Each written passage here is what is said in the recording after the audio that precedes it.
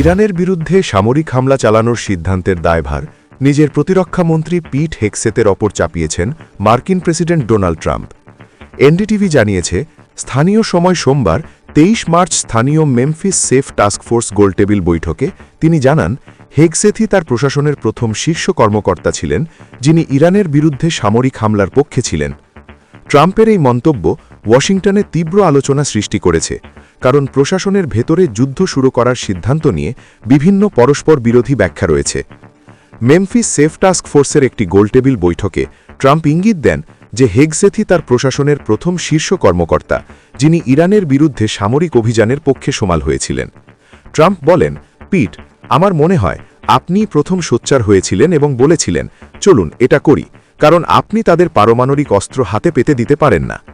অভিযান অনুমোদনের আগের মুহূর্তগুলো বর্ণনা করতে গিয়ে ট্রাম্প বলেন যে তিনি বেশ কয়েকজন শীর্ষ কর্মকর্তাকে ফোন করেছিলেন।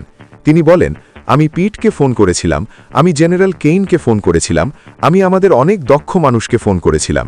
মূলত ইরানের ক্রমবর্ধমান হুমকির মোকাবিলা করার বিষয়ে আলোচনার কথা উল্লেখ করেন তিনি। ফেব্রুয়ারির শেষের দিকে মার্কিন হামলার মাধ্যমে শুরু হওয়া এই যুদ্ধ এখন ইরান ও তার মিত্রদের জড়িয়ে একটি বৃহত্তর আঞ্চলিক সংঘাতে রূপ নিয়েছে।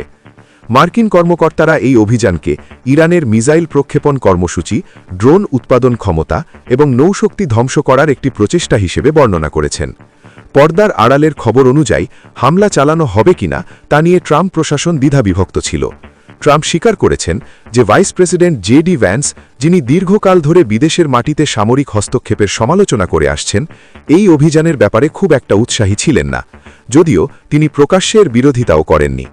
অন্যান্য প্রভাবশালী ব্যক্তিত্ব যেমন ইসরায়েলের প্রধানমন্ত্রী বেনিয়ামিন নেতানিয়াহু এবং মিডিয়া মোগুল রুপার্ট মার্ডক সামরিক পদক্ষেপ নেওয়ার জন্য যুক্তরাষ্ট্রকে উৎসাহ দিচ্ছিলেন বলে জানা গেছে।